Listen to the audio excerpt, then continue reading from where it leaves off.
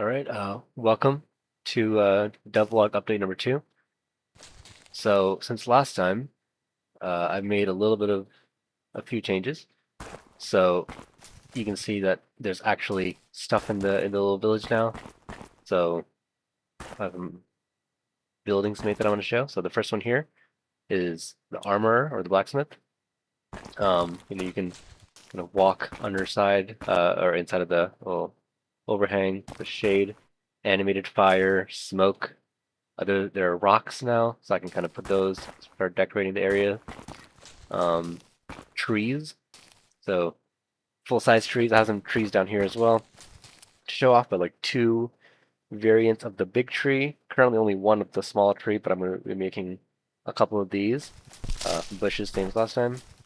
A lot more grass. I found a way to make the grass spawn on the tiles, so it's a lot easier. Like it's all done programmatically, so to speak. So I can kind of make it more accurate. I don't need to hand place anything. So all the grass is very dense and fluffy. Fountain, animated fountain in the center of the town. More buildings. So we have the jeweler here, where you buy, necklaces and rings and such.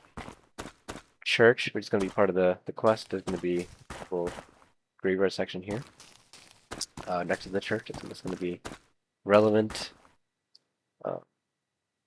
This basically I made a variant of the cave walls that are for the overworld, I guess, as opposed to the one that I'll show you next. But tailor to buy basically low level gear, like I guess like offensive gear you can call it, like cloth armor and whatnot, and of course capes, which are going to be unique items. Here are the cave wall that I was talking about.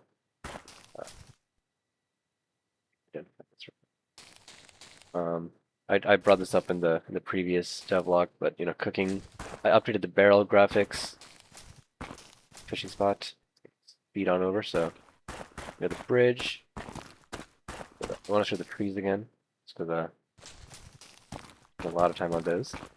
But here across the river from the blacksmith is the swordsmith, and once again you can kind of go inside of the building, so to speak. I'm gonna try to make the buildings enterable in the future, but as of right now, nothing yet. And here we have the tavern. Gonna be a nice place to stock up on gear, maybe some quests and whatnot. I'm gonna have a traveling merchant here. Here's the setup that I have now, which is basically just caravan with a little beast of burden, so to speak, modeled after a cat. I'm kind of taking a little nap here.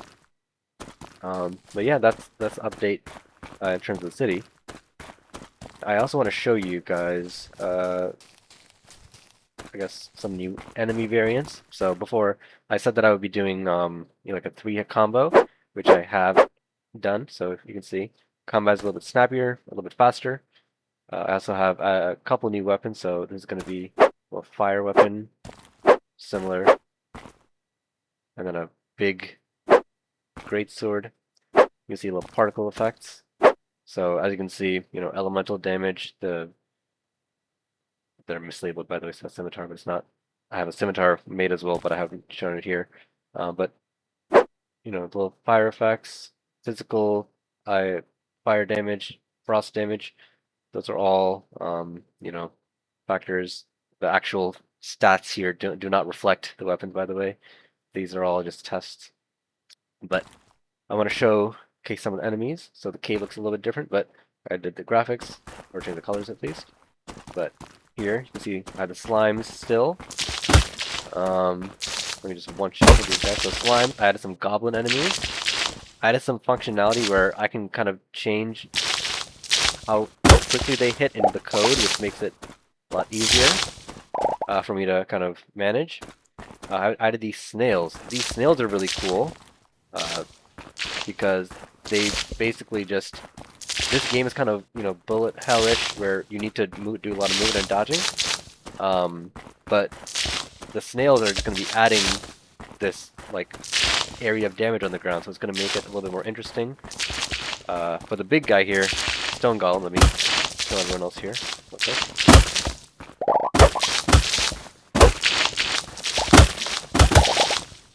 So the stone golem.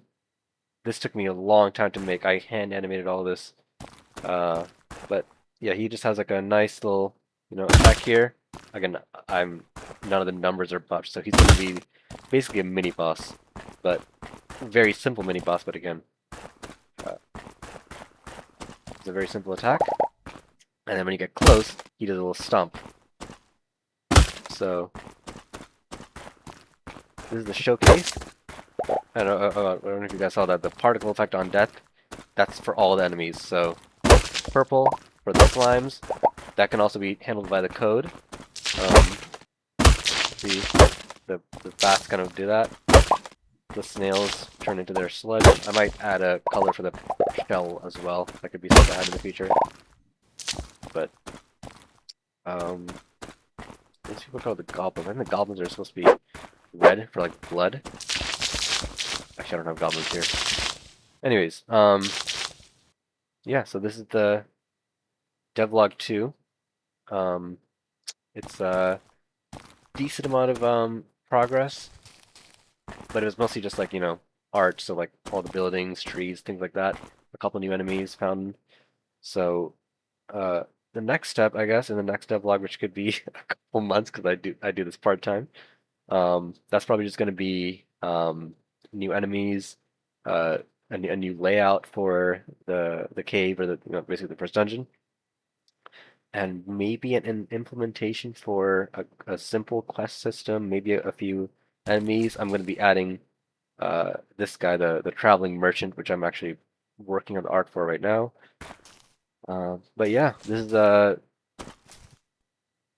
devlog number 2, update number 2. So hope you guys enjoyed, and yeah, stay tuned. See ya.